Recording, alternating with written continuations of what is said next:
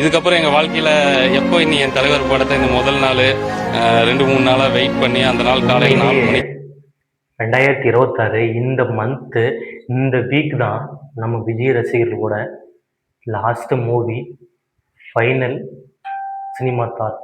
ஏன் அப்படின்னா, நாளையர் தீர்ப்புல இருந்து ஜனநாயகன் வரைக்கும் பார்த்தீங்கன்னா, நாம ஒவ்வொரு படத்தையும் ஃபர்ஸ்ட் ஷோ பார்த்து அந்த மனுஷனை நாம என்ஜாய் பண்ணியிருப்போம். ஒரு திருவிழா மாதிரி பார்த்தீங்கன்னா, ஒரு 1 மந்த்துக்கு முன்னாடியே ஆடியோ லான்ச்சா இருக்கட்டும், ட்ரெய்லர், டீசர் சொல்லிட்டு அந்த அப்படியே ஜாலியா அது ஒரு தனி மூமெண்ட்.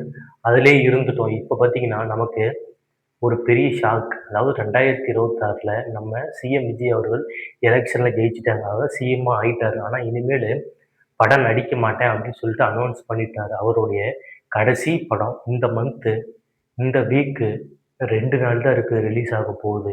அதனால நம்மளுக்கு கடைசி ஒரு ஒரு நிமிடத்துல ஒரு மனிதனுக்கு எப்படி இருக்குமோ, அதே மாதிரி தான் நம்ம கடைசி படம் அப்படின்னு சொல்லிட்டு நம்ம ரொம்ப கஷ்டப்பட வேண்டியது. இப்போ ஒரு மனுஷன் பார்த்தீங்கன்னா, நீ வந்து இன்னைக்கு இன்னும் 2 நாளைக்கு மட்டும் தான் நீ இருக்க முடியும். உயிரோட இருப்ப. அதுக்கு மேல நீ வந்து இருக்க முடியாது அப்படின்னு சொன்னா, எவ்வளோ கஷ்டமா இருக்குமோ, அதே அளவுக்கு தான் இப்போ எங்களுடைய ரசிகரோட ஃபீலிங்கும்.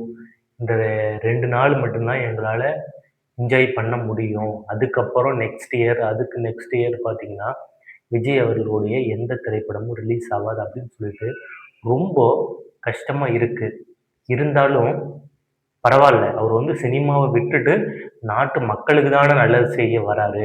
சினிமாவ பணத்த சம்பாரிச்சு சொகுசா ஒண்ணும் வாழலையே. 250, 300 கோடிய விட்டுட்டு நான் தமிழ்நாட்டு மக்களுக்கு சேவை செய்றேன், வரேன் அப்படின்னு சொல்லும்போது, இந்த சினிமா ரசிகர்களுக்கு, எங்களுக்கு கொஞ்சம் ஆறுதலா இருக்கு. ஆனா இருந்தாலும்